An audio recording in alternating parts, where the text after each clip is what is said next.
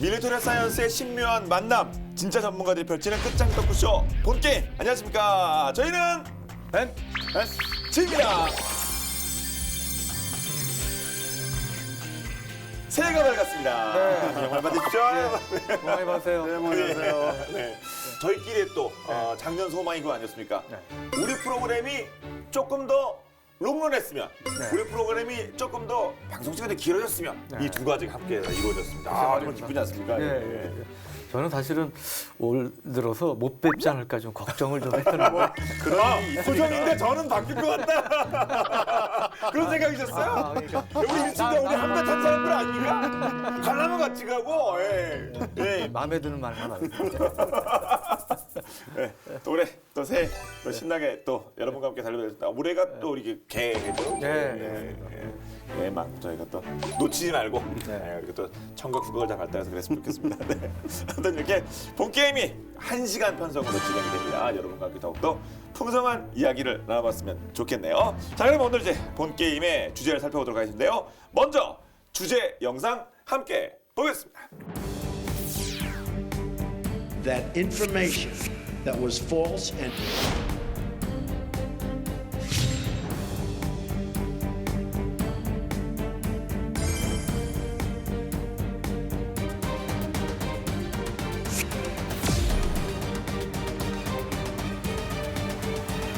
네, 작년이죠. 트럼프 대통령이 한국을 이제 떠나면서 내놓은 공동 언론 발표문에 일명 무기 구매 목록이 들어있었습니다. 뭐 무기 체계 종류 이름 뭐 참 그 이례적이었다고 하는데 이게 참 네, 그래서 한편에서는 이게 청구서냐 그 쇼핑 리스트 뭐에 아니 판매 리스트 뭐 이런 얘기 나왔죠. 예. 그런 좀 불평도 있었는데 네. 여기 이제 포함된 게 F-35A 합동 타격 전투기, 그리고 KF-16 전투기 성능 개량, 그리고 패트리어트 PAC-3 성능 개량, 그리고 AH-64 아파치 대형 공격 헬기, 또 글로벌 호크 고고도 정찰용 무인기, 뭐 이지스 전투 체계 이런 것들이 쫙 적혀 있었어요. 예. 아니 이거 사는 거는 저희거든요. 그럼 네. 이게 사는 사람이 이게 파는 사람이 이거를 뭐 고마워서 하는 거 이게 평소에 우리가 그냥 막 사면 되는 뭐 그런 건가요? 아니면 사기 어려운 건가요? 아니면 우리가 예산이 없어 못 사는 건가요? 이거 왜 이게 화제가 된 거죠 이게? 네. 우선 여기서 우리가 팩트 체크를 해야 돼요. 네. 가장 기본적인 팩트가 좀 잘못 알려진 부분이 있는데 양국 대통령의 공동 언론 발표문에 네. 그 무기 리스트가 있는 것처럼 이제 표현하셨잖아요. 네. 근데 정확하게는 양국 대통령의 발표문에는 구체적으로 언급은 안 돼 있습니다. 우리 구체적으로 그 무기 이름을 언급한 것은 마크 네퍼라고 주한미 대리 대사가 이제 그 기자들을 만나서 얘기했던 것이고, 트럼프 대통령이 기자회견을 할 때 한국에서 수십억 달러의 무기를 사주기로 했다. 뭐 그 정도 언급을 했지 구체적으로 무기명을 언급한 것은 아니고요.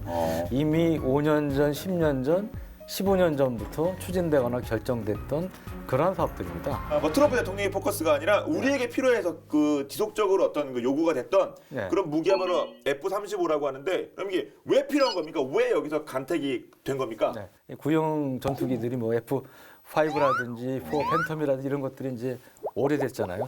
30년 이상 되다 보니까 퇴역을 해야 되는 상황이고, 그러면 그 신형 전투기가 구형 전투기보다 성능 우수하기 때문에 꼭 1대1로 교체할 필요는 없습니다. 그럼에도 불구하고 일정 숫자 이상은 돼야 되는데 공군에서 판단하는 기준이 430대예요. 왜?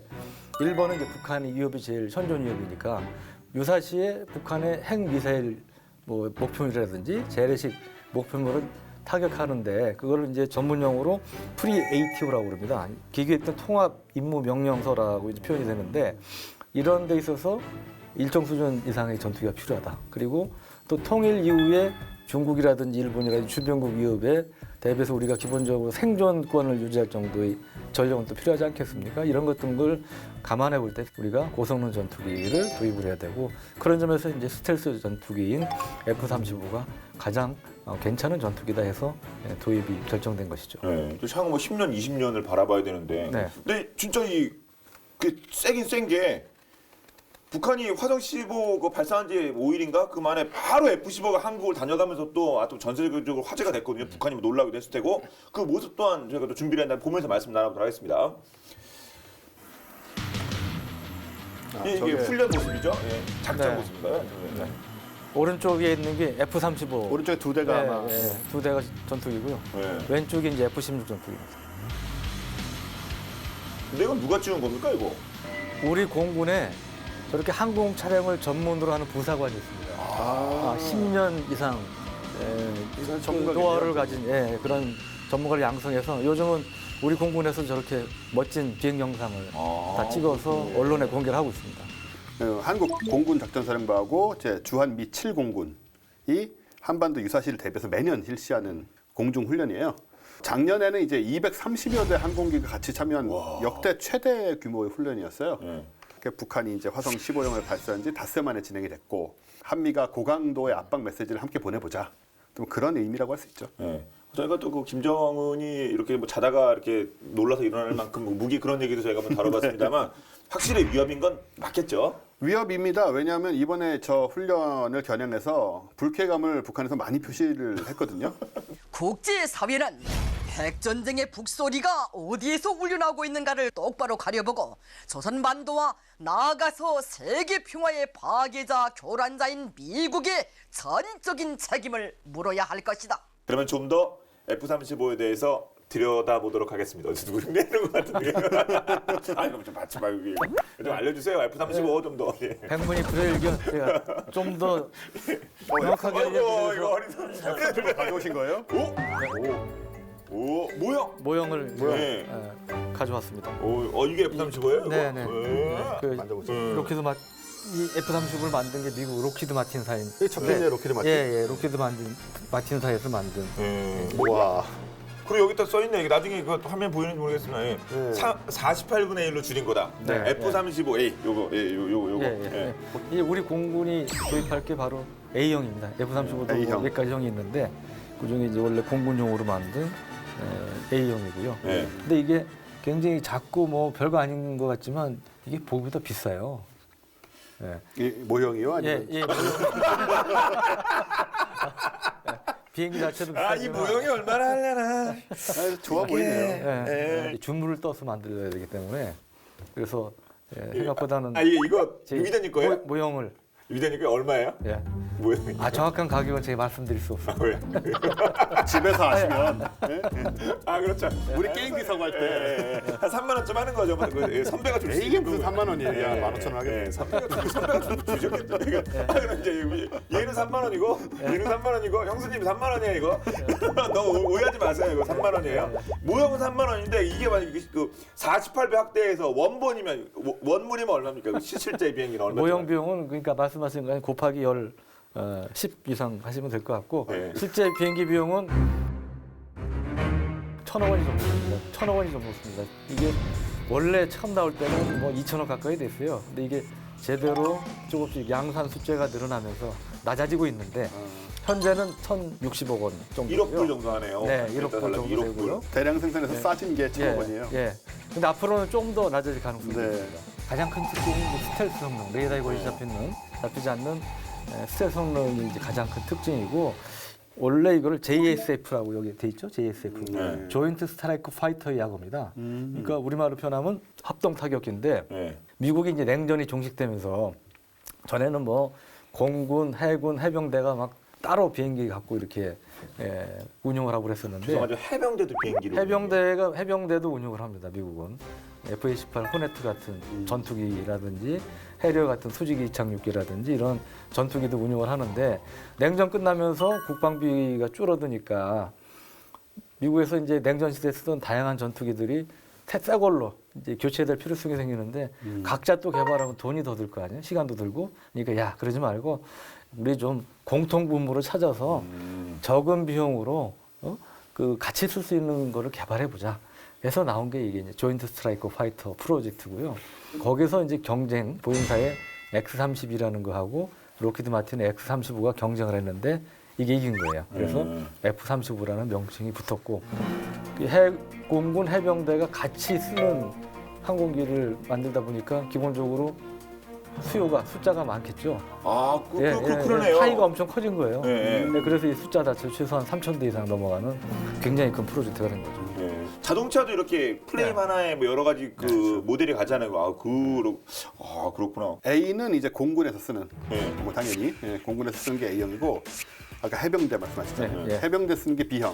B형. 그리고 해군에서 사용하는 C형. 우리가 수입하는 것은 어쨌든 F-35A, 즉 공군형이다. 기본형이라고 말할 수 있고요. 기본형이라는 얘기는 이제 지상 기지의 활주로를 사용해서 일반적인 방식으로 이착륙을 한다. 일반 우리가 아는 비행기의 모습대로. 해병대형은 F-35B는 이제 단거리 이륙 수직 착륙 기능. 그러니까 단거리 이륙해서 약간 짧은 활주로를 쓴다거나 혹은 이제 수직 착륙을 한다거나 뭐 이렇게 아무튼 해병대의 특성에 맞게 할 수 있는 그런 기능을 갖고 있는 거고, 해군은 이제 저 항공모함에서 운용을 하잖아요. 그래서 함상 운용을 하려면 날개가 꺾여야 되죠. 아, 그렇죠. 보관돼야 돼요. 예, 보관해야 돼요. 이렇게 가판에 있자 이렇게 그렇죠. 하니까. 예. 그런 식으로 만들어 놓은 게 이제 C인데, 근데 아까 말씀하신 것처럼 이게 다 이제 완전히 다른 게 아니고 공통 설계나 유사 설계가 많이 들어가 있어서 해군형은 뭐 날개가 꺾이니까 굉장히 달라 보이지만 실제로 50% 이상이 이제 공통 설계나 완전히 공통 설계나 유사한 설계를 가지고 다 만든 것들이에요. 네. 근데 해병대형은 수직으로도 이착륙이 가능합니다. 공군형이나 해군형에 비해서 요구 조건도 까다롭고 그래서 이거 개발하는데 어려움이 많았어요, 사실은. 근데 이거 기본형이어서 그런가 이게 뭐 별로 달린 것도 옵션이 왜 없나? 이거 무슨 좀 너무 기본이. 그리고 전투기가 좀 날렵하고 좀 이렇게 그래야 되는 거, 샤프해야 되는데 약간 제가 보기엔 좀 뚱뚱하기도 하고. 그렇네요. 그런데요? F-35를 네티즌들 매니아들은 라뚱이라고 그러는데, 라뚱. 좀 뚱뚱하다 그래가지고 네. 라뚱이라는 불명으로 이제 붙이는데, 스텔스 요구 조건 중에 하나가 레이더 반사를 적게 하기 위한 구조적인 형태. 그리고 또 하나는 이 밖에 미사일이나 폭탄을 달면 튀어나와가지고 레이더 반사가 많이 되잖아요. 그러니까 그렇죠. 가능한 한 미사일 폭탄을 다 안에 내부 무장착이라고 불리는 이 안에다가, 이게 이제 내부 무장착입니다. 이게 좀 빼. 빠지는군요. 네. 4만 원이야, 형님. 4만 원. 3만 원이 4만 원 좀 비싸구나. 네, 여기에 이게 내부 무장창이 들어있는데 이 안에 이제 폭탄 미사일 같은 걸 집어넣어요. 그러면 레이더 반사가 이제 안 되겠죠. 그래서 이제 그런 형태로 집어넣으려다 보니까 안에가 좀 커진 거죠. 이게 좀 그래서 약간 좀 뚱뚱한 이제 그런 형태. 근데 이 중요한 게 F-35는 그러면 무조건 다 안에만 넣는 걸로 또 생각을 하는 분 많은데, 사실은 일반 전투기처럼 이 날개 밑에 파일런이라는 데 무장 장착대를 달아서 무장을 할 수도 있어요. 그래서 한 8톤 정도 많은 장이 무장을 할 수도 있는데, 이제 스텔스 성능이 필요 없을 때, 그러니까 정 레이더망이나 이게 무력화돼서 그러면 뭐 그냥 마음 놓고 들어가도 되잖아요. 예. 그때는 여기다 이제 밖에다가도 무장을 하고 달고 들어가서 이제 공격하는 용도로 쓸 수가 있습니다. 예, 내장 하드, 외장 하드 그것처럼 좀 네. 필요하면 더 애돈 하나 붙이는 거 아니겠습니까? 다또 같은 맥락이죠. 예.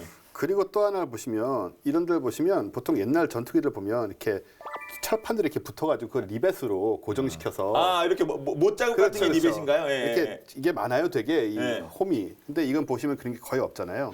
이게 뭐냐면은 이제 소위 이음매를 없애가지고 저 레이더 역시 아까 그 블루불 튀어나온 거에 레이더 반사등과 마찬가지로 그 이음매 때문에 레이더 전파가 반사가 되는 걸 막기 위해서 이걸 이제 외부 실드라인 제어 공정이라고 하거든요. 이 이음매에다가 레이더 흡수물질 그 RAM이라고 있어요. 그거를 이제 바른 거예요, 다. 아, 도료 예전에 그거요. 그 예. 비 오면 뭐 이 흘러내리는. 과거는 이제 페인트였죠. 예, 페인트였는데 요즘은 이제 코팅, 그보다 진화된 형태로 네. 이렇게 매끈하게, 깔끔하게. 레이더에 탐지 당하는 수준을 나타내는 수치가 있어요. 그걸 우리가 저 항공기의 레이더 단면적 RCS라고 하는데요. 이거를 이제 산출하는 방식이 있는데 이건 제가 그냥 그림으로 보시라고 써드릴게요. 예, 예. 이게 굉장히 어려운 거니까.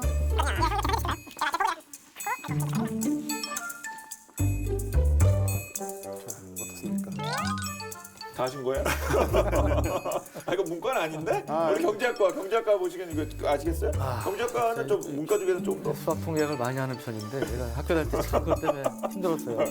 네, 사실 오랜만에 다시 머리가 아프고. 저한테는 어려운 거고요. 이거 어쩌자는 겁니까? 이거 지금 그냥- 시비 거치는 건 아니고. 전에 이제 F-22 다루면서 스텔스 성능 얘기를 했었어요.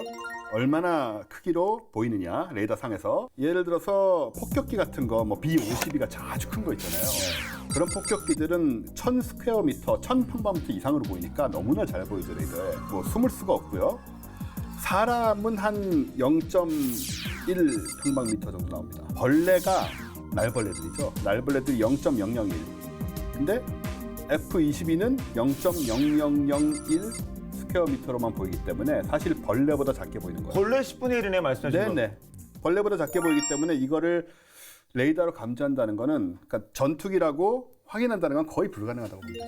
F-35의 스텔스성이 아마 이 F-22보다 더 뛰어나지 않겠느냐 그렇고서 생각이 되고 레이더에 의한 탐지는 아마 점처럼 그냥 보여서 거의 뭐 육안으로 발견하기 어려울 것이다 이런 말이 나오고 있죠. 점도 아주 사람 아주 눈으로 작은, 볼 수 없는 점이겠죠. 눈으로 볼 수 그러니까. 없는 점으로 레이더에 표시가 된다는 뜻이죠. 아, 그쪽 레이더 보는 사람이 뭐 이렇게 돋보여 갖고 이렇게 보진 않을 거 아닙니까? 그렇죠. 아, 자.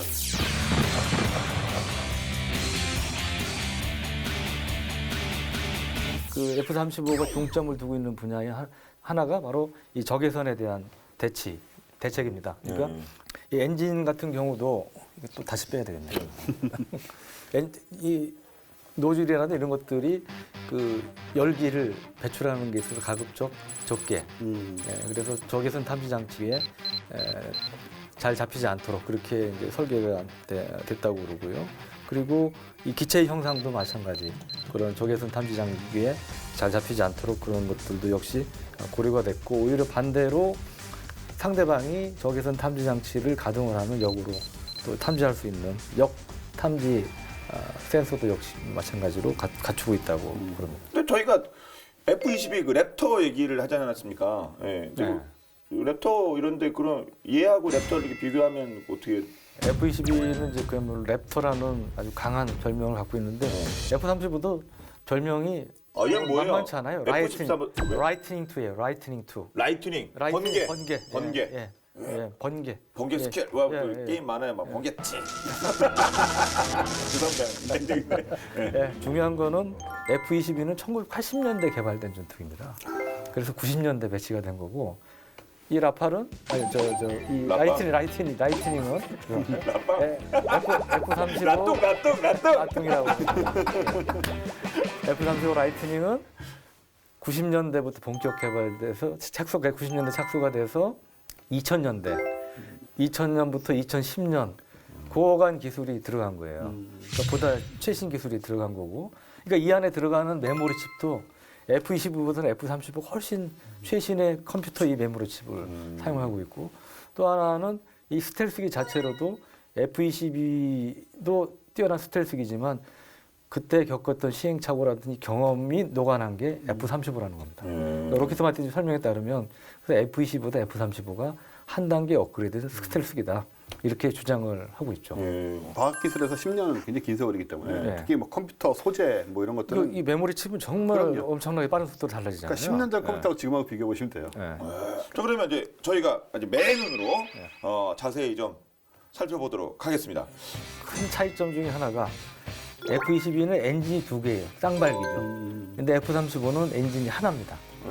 하나 이제 단발기라는 이런 차이가 있는데 엔진이 하나인 대신에 이 엔진 하나의 출력이 엄청나게 강하죠. 그래서 단발 엔진으로는 가장 선전하는 전투기 엔진 중에 가장 강력한 엔진이라는 특징을 갖고 있죠. 아무래도 엔진이 하나고 그러니까 뭐 가속력이라든가 상승 능력은 떨어진다고 생각이 돼요. 그렇기 때문에 문제가 뭐냐면 우리가 그 BVR 전이라고 있지 않습니까? 비욘드 비주얼 레인지.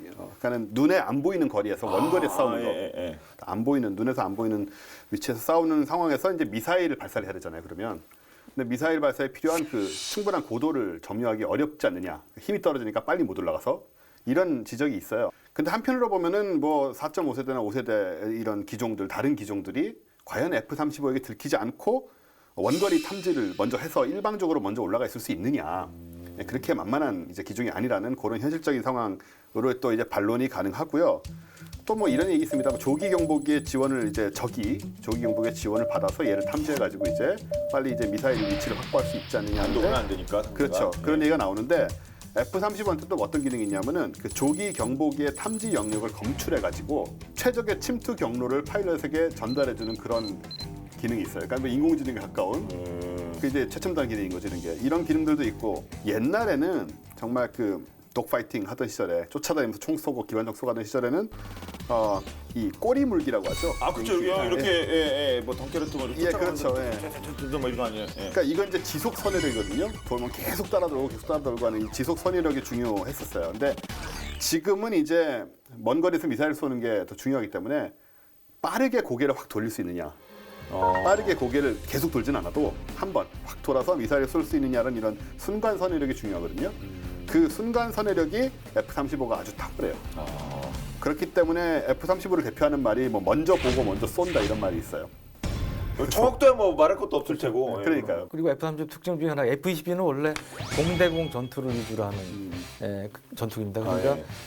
하늘에서 땅을 공격하는 대지 능력은 좀 떨어졌는데 F-35는 공대지 전투 능력도 염두에 두고 만든 전투기고요. 그러다 보니까 이 내부 무장창이 F-22보다 그 더 크고 무거운 폭탄을 달 수 있게끔 그렇게 이제 설계가 됐어요.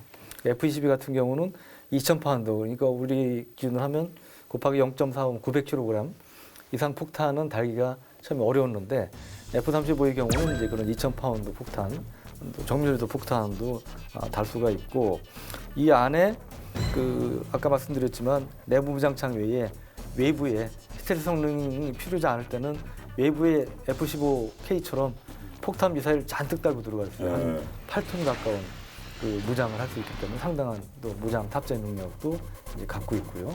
그리고 이 안에 내부 무장창에도 그 암람이라고 불리는 공대공 미사일 또는 그 합동 직격탄, 제이담 폭탄 각각 두 발을 집어넣거나 아니면 네 발의 암람 중거리 미사일이나 다른 그 SDB라고 불리는 소형 폭탄 8발을 집어넣을 수 있는 다양한 무장 조합을 할 수가 있다고 볼 수 있습니다. 그 지난 2015년에 이 F-35A 안에 저 안에 이제 내장형 기관포가 있거든요. 기관포도 내장형이에요. 메립한 거야? 메립 내비게이션인가요? 매립형 내장형 기관포도 있어요? 그 사격 모습이 공개가 됐어요. 아, 그래요? 그걸 예. 한번 같이 보시죠. 아 예. 네, 저렇게 뚜껑이 열리고. 평소에 닫아놓고 있다가. 그렇죠. 근데 사실 발사구에 이렇게 뚜껑이 저렇게 붙어서 막고 있는 것도 저 이음새를 안 느껴지게 하려고 저것도 이제 스텔스 부분인데 저건 이제 F-22도 저렇게 돼 있습니다. EOTS라는 게 있습니다. 전자과학 추적 장치라고 있는데 이거는 쉽게 얘기하면 이제 거울 같은 거예요. 거울 같은 게 요 앞에 밑에 이렇게 툭 튀어나온 거 보시죠? 예, 예. 이게 이제 EOTS입니다. 이게 여기는 좀 시커멓게 돼 있는데 원래는 유리처럼 투명해요. 투명하게 돼 있어요. 그래서 이 거울이 자유자재로 바꿀 수 있는 방향을 바꿀 수 있는 거울이 있고 그리고 또 하나 중요한 것 중에 하나가 EODAS라는 건데 말이 좀 어려워요. 전자광학 분배 장치 우리말로 하면 말이 어려운데 쉽게 얘기하면 눈을 이 6개 달렸는데요. 3개씩. 눈을 옆에도 다루는 거예요. 옆에. 아 우리 예. 그 자동차 후방 카메라처럼. 예. 그래서 지금까지는 조종사가 혹시 옆이나 뒤에 적기가 있는지 보려면 이렇게 돌려서 아 봐야 그렇죠. 됐잖아요. 예. 근데 영화 보면 이렇게 막 보고. 근데 F-35의 경우는 그럴 필요 없이 가만히 앉아서 다 360도로 볼 수 있다는 거죠. 이 이오다스라는 걸 통해서. 또 F-35 자랑하는 게 하나 있는데 뭐냐면 적 미사일, 북한 탄도미사일 계속 쏘잖아요. 그거 쏠 때 이지스함 비슷한 역할을 할 수 있어요. 최대 1000km 떨어진 상대방 탄도미사일 발사되는 걸 탐지를 할 수가 있습니다. 실제로 테스트에서 성공한 적도 있고요. 이지스함이 1000km 밖을 잡는다고 자랑하잖아요. 그러니까 거의 이지스함 정도로 멀리 떨어져 있는 적 탄도미사일 발사도 탐지할 수 있는 능력이 있다. F-22 랩터에 장착된 게 AN/APG 77이라는 거거든요. 근데 이거는 AN/APG 81을 갖고 있어요. 좀 좋아 보이네요. 5만 예. 사합니다. 죄송합니다 지금. 77은. 그러면서 이거를 생각하시려고 그러셨군요. 보통 레이더에 한 방향으로만 전파를 쏘는데 이거는 복수의 전파를 수많은 방향으로 쫙 이렇게 뿌려요. 그래서 정확도도 정확도지만 뭐 탐지 거리라든가 뭐 여러 개를 한꺼번에 본다든가 이런 데 아주 탁월한 성능을 아까 조기용 보기 같은 역할을 한다고 하셨는데 그런 성능을 갖고 있고 그래서 이제 멀리 있는 지상 의 적, 공중의 적, 뭐 날아오는 미사일 이런 거를 다 포착할 수가 있고 또 다른 기종, 그러니까 다른 다른 F-35겠죠? F-35A들하고 표적 영상을 공유하는 네트워크 기능도 갖고 있어요. 아 네트워크. 그러니까 이건 정말 스마트 기능 같죠, 정말. 블루투스도 아니고 그 멀리서. 네. 야, 짱이네요. 서로 그걸 다 공유를 하면서 정보를 공유를 하고 스텔스하고 있으니 이제 선제 공격용으로 굉장히 유리하다 이렇게 생각할 수 있어요. 그래서 먼저 보고 먼저 쏜다. 네네. 그래서 북한 유사시에 핵미사일 대응하는 킬체인의 핵심 전력이 F-35 A라는 거고요. 예.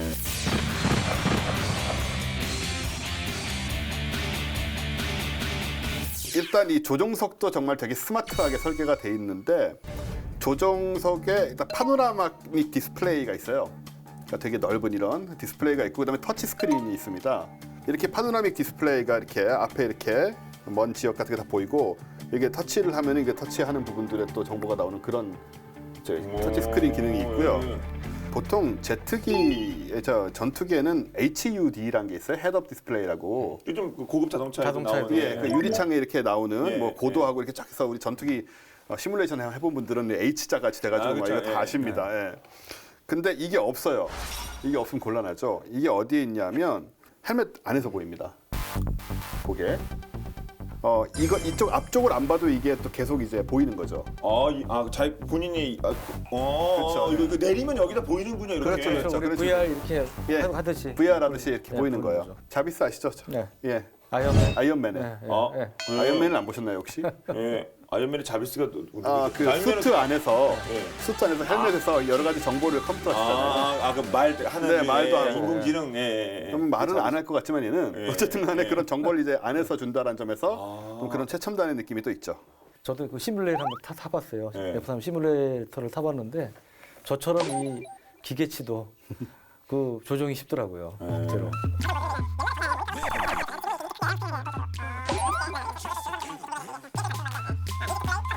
또 우리가 또 역사를 또 따져봐야 되지 않겠습니까? 이 스텔스 기술은 뭐 어디가 시작이라고 할 수 있을까요? 근데 원래 스텔스 기술을 최초로 발견한 곳은 구소련이에요. 1973년에 이스라엘이 이집트와 시리아 등의 중동 국가하고 벌였던 그 3차 중동전이죠. 3차 중동전에서 이깁니다. 그때 이제 구소련이 아랍군에 뭘 제공했냐면 그 레이더망하고 미사일들을 이제 많이 제공을 했었어요. 그래서 이스라엘이 100여 대 이상의 항공기를 잃는 큰 피해를 입었죠. 이기긴 했지만. 당시 이제 이스라엘은 미군이 가지고 있던 전투기들을 투입을 하고 쓰고 있었거든요. 그래서 이런 이스라엘의 피해가 미국 입장에서는 어땠냐?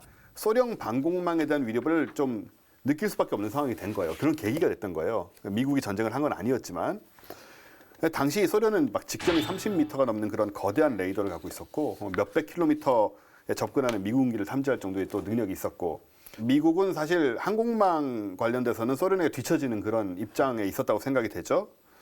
그래서 미국이 소련의 그 강한 레이더망과 미사일의 위협을 피해갈 수 있도록 레이더 저노출 항공기 프로젝트, 지금으로 따지면 이제 스텔스 프로젝트가 되겠죠. 네. 그런 프로젝트를 진행을 하게 됐는데 이 프로젝트에 이제 미국의 그 로키드 항공사, 로키드 항공사하고 레이더 개발 담당자에 데니스 오브홀저라는 사람이 있었어요. 이 사람들이 이제 연구를 하다가 1965년에 구소련의 모스크바 무선 공과대학의 수석 과학자인 표도르 우핌체크, 이름이 특이합니다. 우핌체프. 예. 소련 이름으로도 좀 특이하네요. 우핌체프가 발표한 그 40페이지짜리 논문 하나를 우연히 발견하게 됩니다. 근데 이 논문은 아마 잊혀져 있던 논문인데 이 논문의 제목이 뭐냐면 Method of Edge Waves in the Physical Theory of Diffraction이거든요. 이걸 한국말로 하면 물리적 반사 이론에 의한 전자파 예각 파동 방법. 네. 오. 제가 영어는 좀 하고요. 이거 영어 해도 저도 한국말 하거든요. 근데 물리적 반사 이론의 전자파 예각 파동 방법 무슨 소리인지 모르겠어요. 예. 전파를 흡수하는 어떤 특정한 물질과 반사 각도, 전파의 반사 각도를 고려한 설계로 기존의 레이더 전파를 난반사시킬 수 있는 공식이 이 논문에 들어가 있는 겁니다. 한마디로 스텔스의 기본 이론이 이 논문에 있었던 거예요. 근데 잊혀져서 아무렇게나 그냥 돌아다니는 그런 논문이었던 거죠. 근데 이 논문이 소련 학교에서 나왔을 때 소련 사람들은 말도 안 된다고 그냥 무시해버린 겁니다. 그거를 미국 사람들이 발견을 해서 이제 기초 이론을 알게 되는데 사실 여기 이제 전파흡수 도료 얘기도 나오지만 그거는 좀 부차적이고 무엇보다 중요한 것은 이제 외형 설계입니다. 그래서 난반사 시킬 수 있는 그 형태. 그게 가장 중요한데 어쨌든 이 논문에 그것이 들어있음으로 해서 이걸 보고 미국에서 1977년에 최초의 스텔스 항공기를 만들어서 비행을 시킵니다. 또 그걸 못 알아봐가지고 또는 그 알아보는 게 중요하죠. 땅을 칠 만한 일이겠네요. 구소련 입장에서는 그죠? 근데 하여튼 러시아가 그 이제 그런 기술에 있어서는 이 원조인 셈인데 실제로 러시아도 이제 스텔스 전투기를 개발 중이에요. 그렇겠죠 당연히. 그렇겠죠. 예, 당연히 하겠죠. 네. T-50 하크파라는 스텔스 전투기인데요.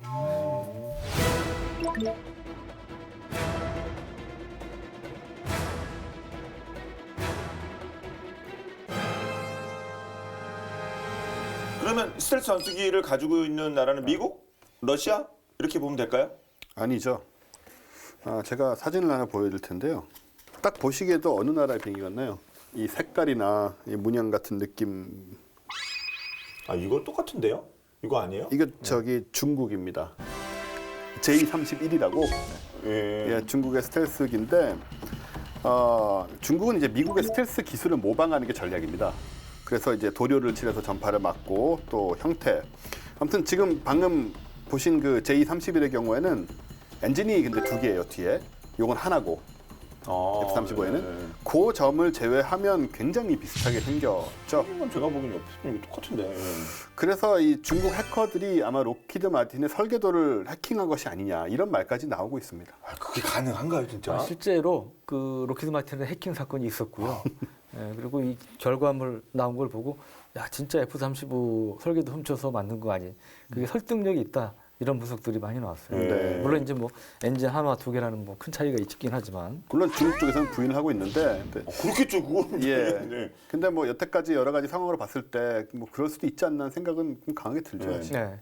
이 중국이 이제 젠 31 말고 그 앞서서 젠 20이라는 스텔스기도 개발해서 그거는 배치 단계에 있는데 그거는 젠 31에 비해서는 뭐 스텔스 형상이라고 보기에는 어려운 점이 있습니다. 앞부분에 카나드라고 해서 보존할기가 있고 그래서 그 부분은 카나다가 있으면 레이더파가 많이 반사가 되잖아요. 그래서 성능은 좀 떨어지지만 여러 가지 그 도료라든지 뭐 이런 걸 써서 나름 스텔스기를 개발해서 일단은 배치 단계에 있고 젠 31은 그보다 더 진보된 스텔스기로 개발 중인데 러시아도 그렇고 중국도 그렇고 보면 아직까지 그 러시아는 뭐 플라즈마 방식을 쓰는 걸 알려졌지만 스텔스 성능 자체는 미국보다 떨어지는 것으로 평가가 되고 중국의 경우도 아직까지는 미국보다는 떨어지는 것으로 많이 평가가 되고 있습니다. 네. 그 일본도 지금 이제 2016년에 세계에서 네 번째로 스텔스기를 만들었고요. 네. 근데 일본은 이제 특히 그 전자 쪽 이런 제어 기술 같은 데서는 항상 세계 최고라고 일컬어지고 있다 보니까 아직은 좀 부족해도 굉장히 빨리 따라잡지 않겠느냐 이런 생각들이 많이 하고 있죠. 네.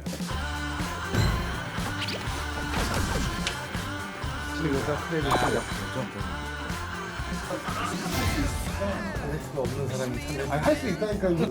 터전에서 괜찮아. 자, 그러면 근데 우리 스텔스 기술은 어떨까요? 우리나라의 스텔스 기술. 우리는 이제 KF-X라고 한국형 전투기 개발하죠. 이게 공식적으로는 스텔스기가 아닌 걸로 돼 있지만 사실은 거의 준 스텔스기입니다. 그 형상부터가 보면 이거 말씀하셔도 되는 건가요, 근데? 네, 뭐 다는 사실은 잘 모르지. 내가 모르는데 어떻게 다른 이거 대인인데 그냥 너무 쉽게 뭐 그런 걸 많이 접하시니까 이거 레벨 모르시는 거 아니에요, 이거? 저는 그 당국자가 아니기 때문에. 네. 하여튼 형상부터 보시면 하여튼 스텔스 형이라는 게 잘 모르는 사람이 봐도 느껴지는 그런 형상을 갖고 있는데 근데 문제는 여기서 이제 가장 핵심적인 소위 이제 4대 기술이라는 게 있어요.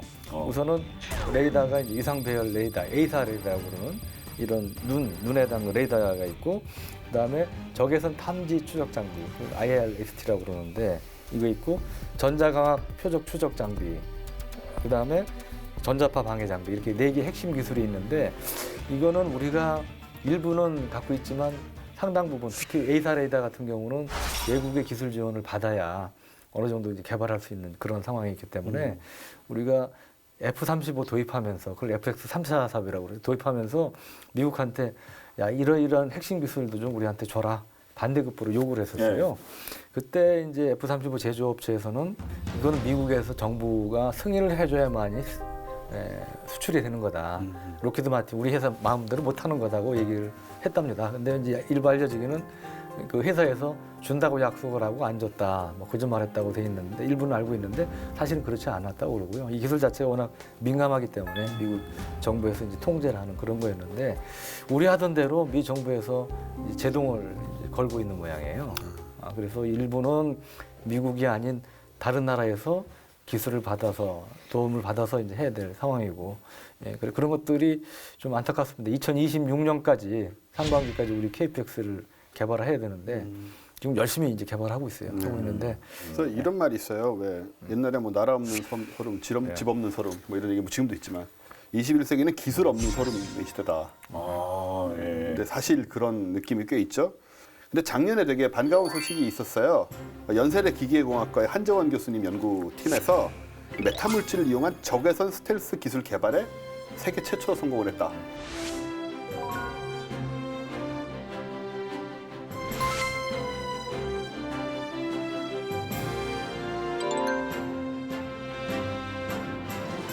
특별히 자그 만드신 우리 주인공분을 저희가 이제 모시도록 하겠습니다. 오늘 나오셨어요? 아 예. 우리가 최초입니다. 최초입니다 진짜. 예. 야, 프로그램 개편되면서 확실히 그렇습니다. 예, 이건 예. 그 정도 처음 모시는 거기 때문에 예. 그 정도 되는 분을 저희가 예, 모셨습니다. 예. 네. 네 교수님 안녕하세요. 여보세요. 네네. 예. 네 지금 감사합니다. 네 연세대학교 기계공학과 한정원 교수님 함께하셨습니다. 예. 어유 진짜 정말 자랑스럽습니다 교수님. 감사합니다. F-35도 적외선 탐지 장치가 있다고 들었는데 이 현재 이 F-35에 장착하고 있는 요 기술과 우리 교수님 그 지금 연구하신 기술과는 또 어떤 차이가 좀 있을까요? 전투기에서 방출되는 가장 강한 적외선 신호는 전투기 엔진 출구에서 나오는 고온의 배기 기체에서 방출되는 적외선 신호입니다. F-35나 F-22 전투기를 자세히 살펴보면 엔진 출구가 비행기 동체 위쪽으로 배치를 하게 돼서 아래쪽에서는 엔진 출구가 보이지 않게 설계를 했습니다. 따라서 이건 상당히 좀 패시브하게 약간 수동적인 어떤 설계를 통해서 적외선 신호를 감출한 거고, 근데 제가 연구한 내용은 이런 적외선 공격 무기 체계에 대응할 수 있도록 적외선 레이저 광은 흡수하고 적외선 영상 신호는 최소로 만드는 그런 기술을 메타 물질을 이용해서 만들었습니다. 제 연구에서는 적극적으로 그러니까 이런 적외선 신호를 분광선이나 이런 걸 다 바꾸고 해서 사실 이 기술이 비행기뿐만 아니라 주로 지상 군사 장비, 군 시설, 군복 등에도 활용이 가능합니다. 그렇군요. 예. 그러면 앞으로 자 개발하신 게 정말 빛을 제대로 보려면 성과를 거두려면 이제 무기화 되어야 되지 않겠습니까? 우리 군사 기술의 기술력을 획기적으로 향상시킬 수 있을 걸로 기대를 하고 있습니다. 그래서 이런 새로운 첨단 무기 시스템에 관련된 기술 로드맵도 좀 서둘러 마련하면 좋겠다 하는 게 제 생각입니다. 진짜 그 자랑스러운 그런 분이시죠? 네, 그러네요. 네. 네, 오늘 바쁘신데 시간 내주셔서 감사하고요. 앞으로 저희도 저희 본게임도 열심히 한 교수님 개발을 그리고 연구를 응원하도록 하겠습니다. 오늘 시간 내주셔서 감사합니다. 고맙습니다. 네, 감사합니다. 네, 감사합니다. 자, 이렇게 해서 저희가 이제 새해 첫 본게임을 보내드렸는데 아마 그 많은 분들 본게임 뭐 새해 많이 바뀐다더니 방송 시간만 조금 늘었네. 이렇게 생각하시는 분들 계실 텐데 우리 그게 절대 아닙니다. 왜냐면 저희가 본게임에 S이기 때문입니다. 자, 그래서 저희가 야심차게 준비한 게 있습니다. 이름하여 본방야사 본게임의 번외게임. 어떤 내용일지 오늘이 첫 번째 시간인데요. 함께 보겠습니다.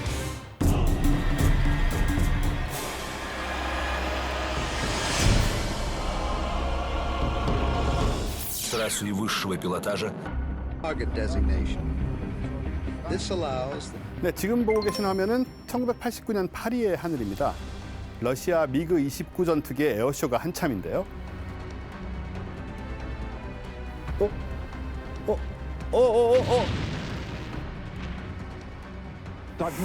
참 사고란 게 예상 못하는 곳에서 일어납니다. 그보다 천만다행입니다. 조종사는 극적으로 탈출했습니다.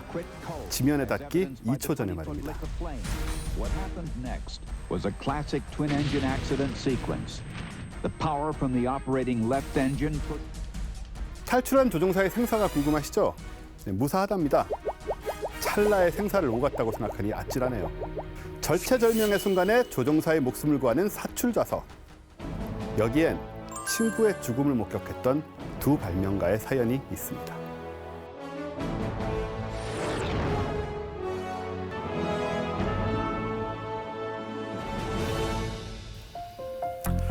네, 때는 제1차 세계대전이 한창이던 1916년 항공기가 전쟁 병기로 데뷔를 하죠. 전쟁 난리통 속에서도 한 남자의 연구실은 불이 꺼지지 않았습니다. 철도의 천재라 불렀던 영국 발명가 에버라드 켈스롭. 그런데 그가 특허를 받은 발명품은 철도와는 아무 연관이 없어 보였습니다. 특허를 신청한 발명품은 압축 공기를 이용한 사출 장치. 왜 철도 기관사의 안전이 아닌 항공 조종사의 안전에 관심을 기울인 걸까요? 도대체 왜? 켈스롭에게는 절친이 있었습니다. 그 유명한 자동차 회사 롤스로이스의 설립자 찰스 롤스죠. 찰스 롤스는 어느 날 뉴스를 듣고 정신이 번쩍 들었습니다. 바로 라이트 형제가 하늘을 날았다는 소식으로 이미 세상이 떠들썩했거든요. 이제 찰스 롤스의 관심은 항공기로 급회전합니다. 절친이었던 켈스롭은 소위 항공기 덕후가 된 찰스 롤스의 성화로 비행기 경주 대회까지 따라다녀야 했습니다. 그런데 구경만 할 찰스 롤스가 아니었습니다. 라이트 형제가 만든 비행기 라이트 플라이어도 구입했죠. 비행기를 산 찰스 롤스는 이제 실력을 시험해보고 싶었습니다. 찰스 롤스는 1910년 프랑스 비행기 경주 대회에 출전합니다. 물론 켈스롭은 이날도 따라갔죠. 그런데 찰스 롤스가 그렇게도 자랑스러워했던 라이트 플라이어가 도버 해협을 건너는 도중 그만 추락하고 맙니다. 당시 그의 나이 33이었죠. 이 과정을 고스란히 지켜보던 켈스롭은 충격에 빠졌습니다. 켈스롭의 연구실은 다시 밤낮 없이 불을 밝히기 시작합니다. 탈출용 낙하산이 있었더라면 친구가 살 수 있지 않았을까? 3년의 연구 끝에 발명에 성공합니다. 탈출용 낙하산으로 먼저 특허를 얻어냈죠. 그리고 다시 3년 뒤인 1916년 압축 공기를 이용한 사출 장치의 특허를 획득하죠.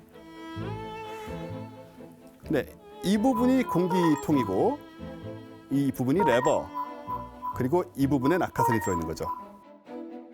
유사시 조종사가 앞쪽에 있는 사출 레버를 당기면 압축 공기가 밀어내는 힘으로 낙하산을 담은 통이 항공기 밖으로 발사됩니다. 그 통에는 조종사가 연결되어 있어 낙하산에 조종사가 함께 딸려 나가는 그런 원리입니다. 하지만 시간이 흐를수록 항공기는 발전을 했고 속도도 빨라졌습니다. 그러다 보니 켈스롭의 사출 장치는 서서히 무용지물이 되어가고 있었습니다. 다행스럽게도 켈스롭의 연구에 관심을 갖고 있는 한 공학자가 있었습니다. 사출 좌석계의 미다스 손 제임스 마틴. 하지만 1942년 바로 공동 창립자였던 발렌타인 베이커 대위를 추락사고로 잃게 됩니다. 마틴과 베이커는 원래 마틴 항공기 공장이라는 항공기 제조업체로 출발했는데요. 베이커 대위는 항공기를 설계 제작하는 과정에서 때론 대립하고 때론 합심하며 우정을 쌓았습니다. 두 사람의 우정은 회사의 명칭을 오늘날의 마틴 베이커로 바꿀 정도였죠. 당시 베이커 대위가 몰았던 시제기는 제임스 마틴 대표와 함께 만들었던 것으로 직접 시험 비행을 하다가 젊은 나이에 사고를 당한 겁니다. 이때의 사고로 마틴 대표는 조종사의 안전을 보장하는 것에 남은 생을 바치기로 결심한 것입니다. 베이커 대위가 사망한 지 2년 뒤 마틴 대표는 높이 16피트의 사출 좌석 실험 장비를 직접 제작하는 등 연구에 몰두했다고 합니다.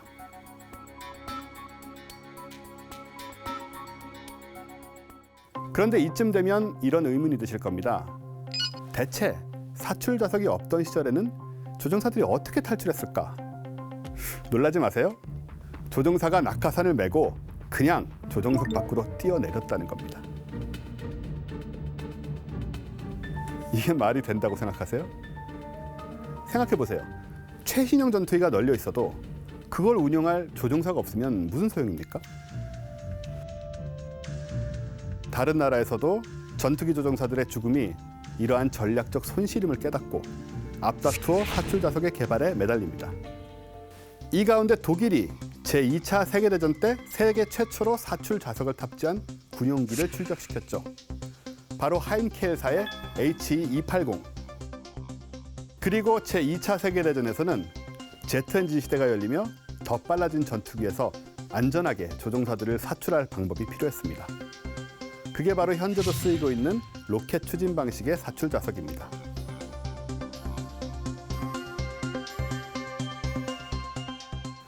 우리 공군에는 이런 말이 있습니다. 조종사는 공군의 제1의 재산이다. 그러고 보면 캘스롭과 마틴 이들은 소중한 친구를 잃었지만 이 두 죽음이 촉발제가 되어 수많은 조종사들의 생명을 구하는 사출 좌석이 탄생했네요. 그래서 오늘의 한 줄 평은 우정이 구해낸 수많은 생명들입니다. 예. 예, 뭐 부끄럽지만 제가 이 야사 준비해봤는데 어떠셨나요? 아 예.